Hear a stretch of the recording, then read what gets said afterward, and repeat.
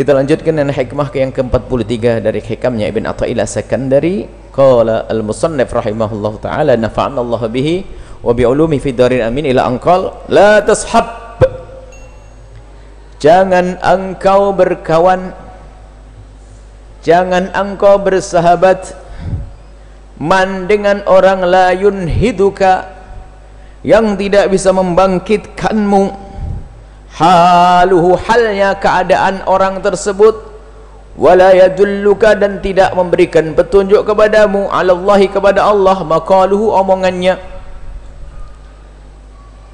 Jangan engkau bersahabat dengan orang yang tidak memiliki dua hal.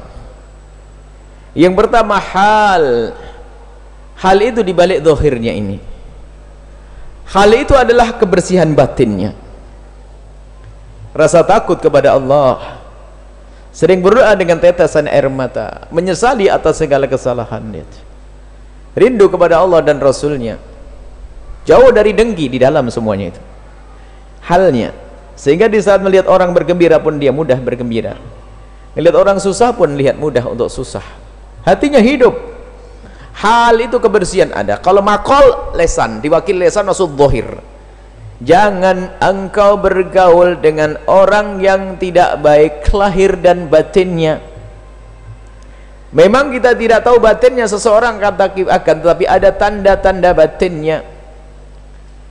Tanda batinnya baik adalah orang yang takut dosa, sebab dosa yang tersembunyi, dosa kebencian, dosa kedengkian, dosa dendam, dosa riya. Memang kita tidak tahu dosa yang tersembunyi di dalam hati, yang tahu hanya Allah, akan tapi kadang terlihat oleh perilaku zahir. Apa yang ada di dalam hatinya diterjemahkan oleh anggota tubuhnya. Maka peran kita adalah husnudzon kalau orang itu baik, karena perilakunya baik, maka kita menyebut dia orang soleh. Perilakunya baik, bukan ngentengin dosa. Dia bisa berdosa tapi mudah menangis menyesali dosa-dosanya. Orang baik. Yang kedua adalah maqal, lesannya baik, selalu mengajak kepada kebaikan. Kalau kita melakukan kesalahan bergegas, dia mengingatkan, bahkan tidak ingin menunda, takut kita terlanjur jauh di dalam melangkah dalam kesesatan. Nggak sabar dia kalau kita melihat dalam kesalahan, bergegas dia, berusaha, berupaya bagaimana menghentikan kita dari kesesatan tersebut. Itulah sahabatmu. Jika ada dua orang bersahabat tapi kok tidak pernah saling mengingatkan, dua-duanya adalah pendusta.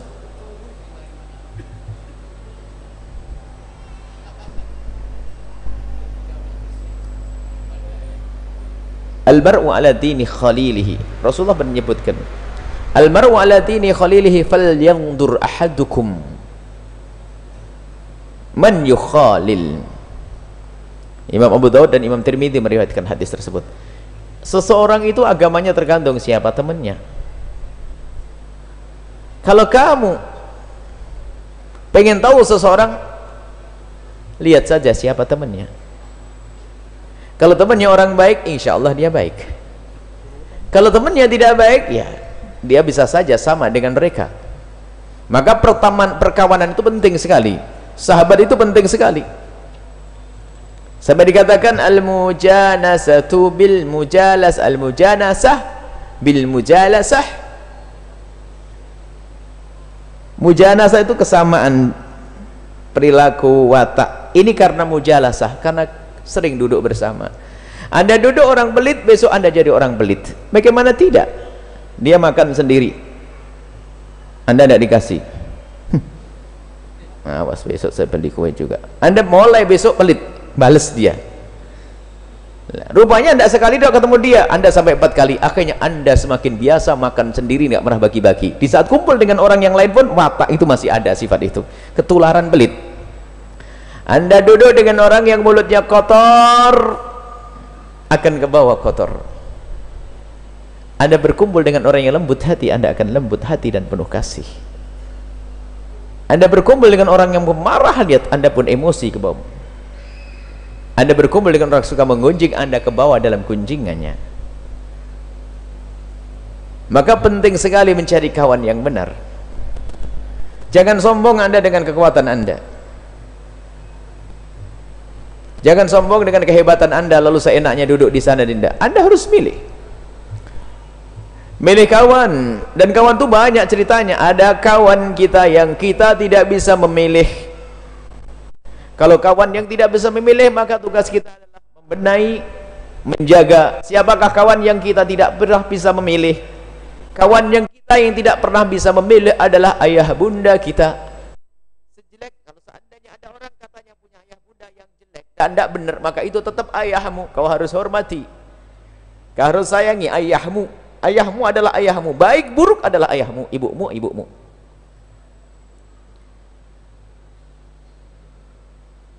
Saudara-saudarimu tidak bisa milih, diberi dia sudah. Tapi ada kawan yang Anda punya peran di dalam memilih. Pasanganmu. Pasanganmu. Makanya jangan main-main. Memilih itu memilih. Ya milih yang benar. Makanya yang kepleset senang dulu sebelum milih bingung. Kenapa kok kau senang sama dia nak? Nggak tahu mah, pokoknya saya senang. Lah itu orang gila. Gula Jawa rasa coklat, penyakit zaman sekarang. Milih yang benar.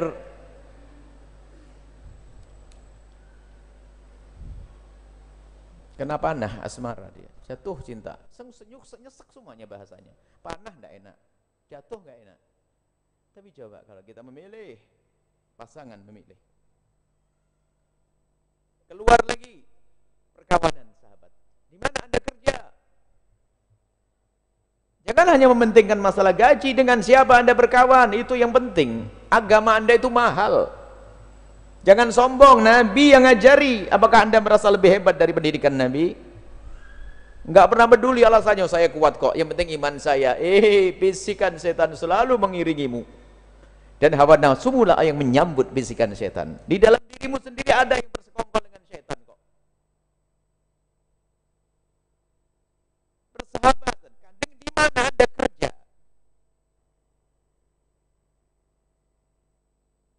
Penting kerjaan. Berkumpulan, nongkrongmu di mana? Kumpulmu di mana itu? Anda harus paham.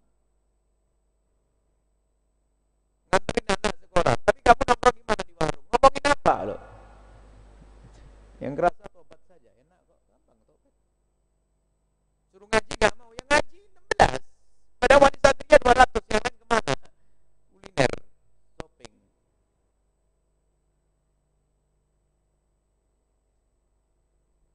Ngomongin sana sini, ngomongin Jakarta. Semua beritanya tentang film yang baru, tentang ada di share YouTube yang aneh-aneh, segala macam. Ke bawah. Tapi berkumpulan yang mulia akan menghantarkan kita kepada kemuliaan. Mau tidak mau, ke bawah. Anda kalau kumpul dengan orang lembut akan lembut, mau tidak mau.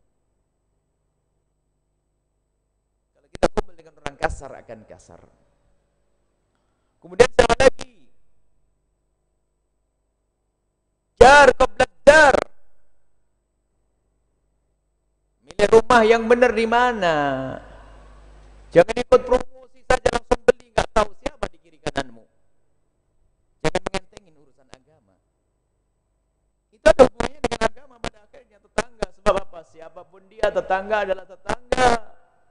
Baik buruk adalah tetangga. Kita punya kewajiban untuk menghargai tetangga, dan itu amanat dari baginda Nabi. Man kana yu'minu billahi wal yaumil akhir falyukrim jarrah. Yang beriman kepada Allah dan hari akhir hendaknya memuliakan tetangganya. Kalau tetangganya bikin kesel, gimana Anda bisa muliakan? Anda tidak akan bisa menjalankan perintah Nabi. Pilih tetangga yang baik, bukan sampai di situ. Akan lahir di rumah Anda anak-anak Anda. Mau tidak mau dia akan berinteraksi, berkenalan dengan tetangga. Kalau dia baik, anak-anak baik. Kalau dia tidak baik, anak Anda akan ke bawah ketidakbaikan. Bahkan mungkin keluarga akan menjadi korban kejahatan yang ada di kiri kanan rumah kita. Orang dulu tuh kalau milih rumah itu tidak hanya rumahnya dulu, di mana tempatnya, siapa tetangganya, baru milih. Sekarang milihnya tanya Mbah Google, pokoknya bagus, strategis katanya. Tidak tahu siapa tetangganya, hati-hati. Itu pengaruhnya besar kepada perjalanan kita menuju kepada Allah. Kalau di kiri kanan kita tidak baik, kita akan ke bawah. Tapi kalau kiri kanan kita Masya Allah baik, mau tidak mau, bahkan kalau seandainya Anda jelek pun, yang paling jelek masuk lingkungan baik, Anda akan berbawa. Esok hari menjadi baik. ala dini khalili.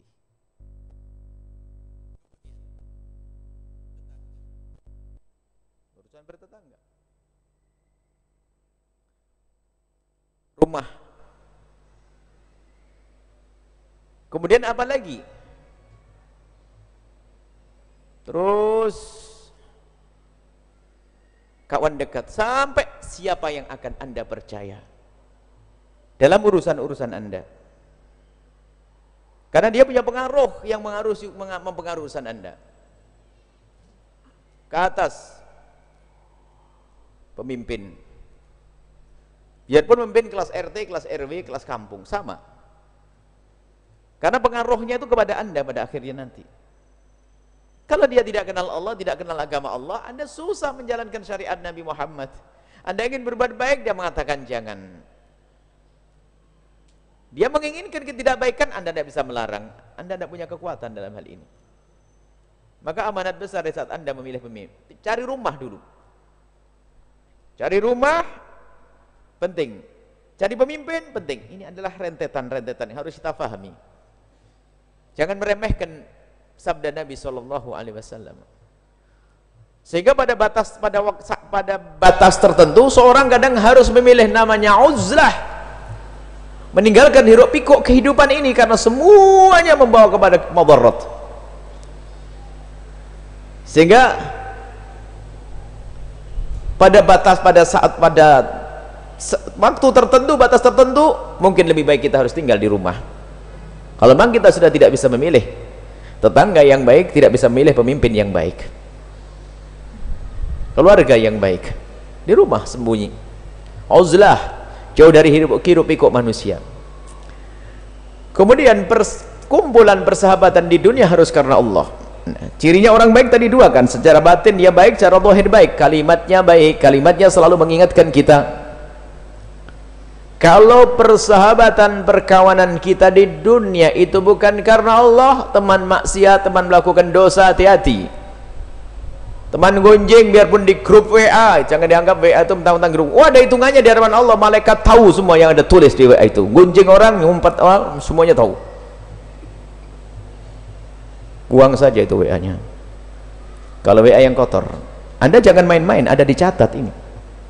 Kalau memang grup itu tidak baik, Anda keluar kalau Anda tidak ingin dibawa ke neraka. Al-hilla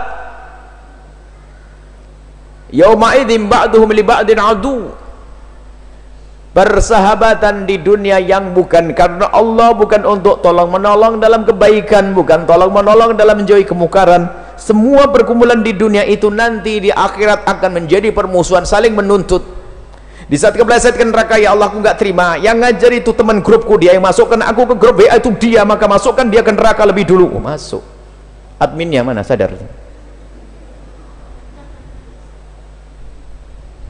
Oh, hati-hati, persahabatan ini penting maknanya. Anda jangan main-main, sudahlah. Kalau Anda bersahabat dengan yang baik, Masya Allah, di-share hal yang baik, ingat. Sampai bapak dengan anak, ibu dengan anak pun menjadi sebab permusuhan nanti di akhirat kalau di dunia tidak bersahabat yang baik karena Allah. Anak di neraka paling dalam jerit dia menuntut, wahai malaikat masukkan ibuku ke neraka. Oh, jadi musuh. Loh kok bisa? Ibuku senang ngaji, ibu senang ibadah, aku dibiarkan sekolah jauh di sana, nggak pernah dilihat kos-kosanku, sampai aku zina, aku mabuk, ibuku tuh yang ahli ibadah umrah setiap bulan, masukkan neraka. Nggak usah takut yang sering umrah setiap bulan, yang penting anaknya baik. Masuk neraka, nuntut itu anak. Kenapa tidak menjalani persahabatan dengan baik? Akan menjadi sebab permusuhan. Dan sahabatmu adalah yang pernah mengingatkanmu. Walaysa ahiman waddani bilisanihi. Sahabat sejatiku bukan orang yang hanya mencintaiku dengan lesannya, walakin akhi man waddani bi'aibi wa huwa aibun wa huwa aibi, ya kan? Akan tapi sahabat sejatiku adalah yang selalu mengingatkan dan menegurku Kalau hanya menyanjung saja hati-hati, dia bisa saja menjilat karena sering Anda ajak beli bakso, atau mau dikasih kerudung, atau mau pinjam duit, itu diam-diam, hati-hati. Kalau sering nyanjung itu malah waspada, itu alah besok pinjam duit tuh. Tapi yang selalu mengingatkan Anda, itulah yang perlu Anda banggakan. Hikmah terakhir yang kami hadirkan adalah tanda keberhasilan Anda dalam memerangi hawa nafsu dan kesombongan adalah di saat Anda lebih senang di saat diingatkan daripada disanjung. Maka sahabat sejatimu yang pandai, dia itu mengingatkan. Kalau Anda punya sahabat tidak pernah mengingatkan Anda, dia tidak punya kebaikan kepada Anda. Waspada itu. Kalau Anda punya sahabat tidak pernah mengingatkan dalam kebaikan dan menghentikan kebatilan yang Anda lakukan, maka itu bukan sahabatmu. Dialah serigala berbulu domba. Kelihatannya baik, tapi ternyata dia diam-diam menjerumuskan Anda. Hati-hati. Maka ayo kita jalin persahabatan, perkumpulan karena Allah. Jika ada yang salah, yuk saling mengingatkan karena Allah. Saling memacu dalam kebaikan, sehingga muncul satu kaidah fastabiqul khairat, berlomba-lomba dalam kebaikan. Ayo kau maju, akan aku kasih bensin, ini kasih modal, maju, aku pun juga maju, terus fastabiqul khairat. Nah, ini adalah masalah persahabatan. Kemudian juga itu ada hubungannya dengan yang selama ini disebut dengan rame akhir-akhir dengan istilah hijrah. Hijrah itu sebetulnya ya makna yang dihadirkan Ibn Athaillah As-Sakandari, Anda dari lingkungan yang tidak baik menuju lingkungan yang baik. Itulah kalau ingin selamat. Ada suatu ketika yang bertanya, saya melakukan satu kesalahan, saya pengen benar tapi balik lagi, saya pengen benar balik lagi, saya pengen benar balik lagi. Jawabannya adalah, Anda harus dengar kata Ibn Athaillah As-Sakandari. Siapa kawanmu? Lah, kawan lamamu masih sebelah yang selalu engkau temani, ya balik lagi. Tapi kalau kawanmu berubah, maka akan mudah orang untuk hijrah. Maka cerita hijrah Nabi dari kota Makkah ke Madinah. Hijrah adalah lingkungan perkawanan yang tidak baik menuju perkawanan yang baik. Hijrah. Tanpa itu berat hijrah. Maka dengan begitulah mudah kita di dalam menata agar menjauhi kemaksiatan, menjauhi kemungkaran, melakukan kebaikan. Melakukan kebaikan itu kadang kalau sendiri susah. Orang tingkat tinggi keimanannya bisa sholat sendiri berrokaat-rokaat, tapi kelas kita ini harus bareng-bareng di masjid, rame-rame, ya saling memberi semangat, fastabiqul khairat, biar saling mendorong dalam kebaikan. Kalau kita ibadah sendiri di rumah, ya paling pol berapa sudah langsung, belum lagi nanti setelah itu gogoda televisi dan sebagainya. Maka disyariatkan i'tikaf di masjid, uzlah, menjauh dari hiruk pikuk manusia. Baik, termasuk maka dari itu tidak boleh, bahaya sekali kalau Anda dari lingkungan baik lalu pergi sebuah tempat tapi di situ tidak ada agama. Hijrah ke negeri kafir. Tidak diperkenankan seorang muslim hijrah ke negeri kafir kecuali ada tujuan. Tujuan apa itu? Tujuan untuk menghantarkan agama, dakwah kepada Allah Subhanahu wa taala. Kalau hanya urusannya mencari duit, dia sebetulnya mencari bahaya. Kalau tidak ada niati dakwah, maka ketahuilah dia dalam bahaya. Karena banyak nanti kerusakan-kerusakan yang akan dialaminya, mulai dari matanya sering melihat yang haram, pergaulannya pun mulai berubah. Kadang selama di generasi pertama, generasi kedua sudah sama dengan mereka, generasi ketiga sudah hilang ciri keislamannya. Dan ini yang dialami oleh kaum muslimin yang berada di negeri seperti itu. Kami berharap kalau ada saudara-saudara kami yang ada negeri yang seperti itu, negeri yang bukan negeri Islam, Anda harus punya kiat untuk berdakwah sehingga Anda membuat komunitas sendiri yang bisa mempertahankan agama Anda. Nah ini, Anda boleh di Belanda, di Jerman, di Inggris, di Australia membuat komunitas. Dan kita menemukan di tempat-tempat seperti itu ada komunitas khusus. Bukan berarti tidak mau berbaur dengan yang lainnya, tapi kita buat kandang untuk merawat anak-anak kita, membuat lingkungan untuk keluarga kita. Ini penting. Lagi-lagi masalah ini sahib persahabatan. Kalau kita tidak waspada, maka ketahuilah, kalau kaget di dunia itu sederhana sekali. Yang paling tidak enak adalah orang yang kaget di akhirat, dicari surganya tidak ada. Semua orang yang ada di kiri kanannya ternyata menarik dia untuk masuk neraka jahanam. Karena apa? Menjalani persahabatan bukan karena Allah dan bukan untuk kebaikan, tapi hanya persahabatan untuk melakukan kemaksiatan. Koreksi diri Anda. Siapakah pasangan Anda? Siapakah yang ada di rumah Anda? Dengan siapa Anda bergaul? Di mana Anda tinggal? Baru setelah itu, ayo kita berubah. Kita membuat perubahan berlahan demi berlahan. Yang penting satu loh ya, kalau kita waspada akan aman. Tapi yang paling orang gampang kepleset itu orang yang nggak waspada.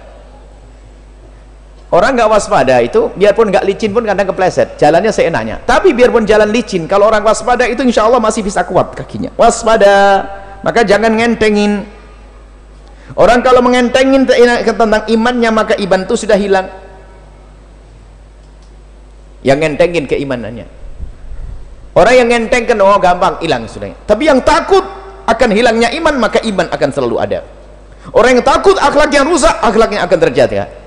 Yang akhlak rusak sebelum rusak, yaitu dia ngentengin. Ah gampang masalah gitu. Kalau Anda takut dengan hilangnya iman Anda, maka ketahuilah iman Anda akan ada. Yang tidak merasa takut dengan hilangnya iman, hilang iman saat itu. Waspada terus. Imam Ali bin Abi Thalib, beliau adalah seorang yang dipilih oleh Allah untuk menjadi sahabat baginda Nabi, sekaligus menantu baginda Nabi, menjadi salah satu dari khulafaur rasyidin, minna asyra al-mubasysyirin bil jannati, salah satu dari 10 orang yang mendapatkan kabar gembira surga, dan orang yang pernah dijanjung oleh Nabi yang memusuhinya adalah orang yang tidak beriman, dan yang mencintai adalah orang yang beriman, adalah Sayyidina Imam Ali bin Abi Thalib. Beliau yang mengatakan, beliau yang pernah berkata, la kushifa anil ghita'u masdatu yakina, kalau seandainya dibuka tabir ini sudah enggak tambah imanku, karena iman beliau sudah full, sudah di puncaknya seperti melihat neraka, melihat surga, sehingga kalau sudah mendengar kebaikan pasti beliau melakukan, kalau masalah keharaman pasti beliau menjauhi. Itu Imam Ali bin Abi Thalib. Pun demikian dalam keimanan beliau sangat waspada, takut kalau iman itu dicabut oleh Allah Subhanahu wa taala, takut sampai beliau berkata, kalau seandainya aku harus memilih. Digambarkan beliau dalam keadaan sakit, ada pintu kamar, ada pintu rumah. Pintu rumah tentu lebih jauh daripada pintu kamar, karena beliau diranjang, ranjang pintu kamar, pintu rumah. Kalau seandainya aku harus memilih, mati di depan pintu kamarku dalam keadaan mati Islam itu mati biasa, selamat alhamdulillah, atau memilih mati di depan pintu rumah tapi mati syahid pangkatnya tinggi. Imam Ali berkata, aku milih mati Islam dulu, karena aku tidak tahu bagaimana perjalananku antara pintu kamar dengan pintu rumah, apakah imanku masih ada. Orang seperti beliau masih takut, makanya beliau bergaulnya juga takut dengan siapa. Ini orang seperti kita ngentengin bergaul, tinggal asal tempat, pergi asal pergi, bergaul asal bergaul. Khawatir iman kita sudah dicabut, khawatir iman kita sudah hilang. Tidak ada kata terlambat selagi nyawa masih ada di kandung badan kita. Berusahalah dan niatlah oleh hijrah, sampai dikatakan man hajara shibran faqad hajar. Kalau ada orang hijrah, itu orang mau berhijrah, saya ingin meninggalkan semua kejelekan yang selama ini aku lakukan, atau aku meninggalkan tempat ini. Walau shibron, shibir itu adalah sepertiga daripada langkah kita. Kita punya langkah, shibir itu adalah sejengkal, sepertiga. Kalau ada orang sudah mau hijrah, biarpun hanya sejengkal langkah yang dilakukan kok mati, kutiba muhajiran, dia tulis seperti orang yang sudah hijrah. Makanya hijrah untuk tobat itu jangan nunda-nunda. Anda apa sekarang? Lingkungan riba tinggalkan, lingkungan gak benar tinggalkan. Niat, mulai malam ini sudah niat, aku akan meninggalkan, ya Allah. Kok mati malam ini, selamat insya Allah, semoga panjang umur. Nah ini, yuk kita niat hijrah, niat ninggalkan kawan yang tidak baik. Kalau ternyata kawan ada yang berkata, kawanku sudah nggak baik. Siapa kawanku? Suamiku, istriku. Yuk dibenahi bareng-bareng, yuk ngaji bersama, kumpul dengan ulama. Kumpul dengan ulama, dikatakan man la yujalisal muflih fa kaifa yuflih. Yang nggak pernah duduk dengan orang yang beruntung, bagaimana dia beruntung? Yang tidak pernah duduk dengan orang soleh, bagaimana dia jadi soleh? Kami tutup. Kawan ada dua setelah itu. Ada kawan yang bernyawa seperti ini, hidup, ngegleger, bisa berjalan, bertutur kata dengan kita. Yang satu lagi ada kawan dari makhluk mati, tapi dia sangat berbahaya. Siapakah dia? HP-mu, televisimu, internetmu.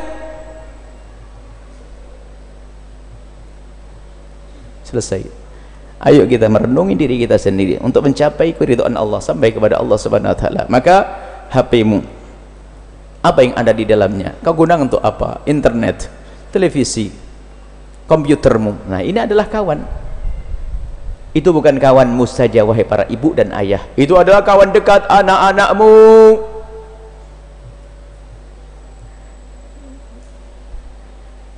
Masih ada waktu insyaallah untuk merubah semuanya. Dan dalam membuat perubahan kadang perlu perjuangan yang berat. Kadang dengan tangis seorang anak yang harus kita larang dengan hobi lamanya. Seperti nangisnya sebagian orang yang ditinggal oleh para sahabat Nabi pergi ke Madinah yang ada di Makkah. Biasa namanya jihad, hijrah. Hijrah harus ada yang tangis. Tapi setelah itu menemukan kebahagiaan yang indah. Maka ayo kita hijrahkan anak-anak kita dari kawan-kawan yang tidak baik, baik kawan hidup yang bisa berjalan dan bertutur kata, atau kawan benda mati yang selama ini ada di saku anak-anak kita dan di tas anak-anak kita dan di kamar anak-anak kita. Waspadalah. Itulah penghancur-penghancur anak-anak kita. Wallahu a'lam bissawab.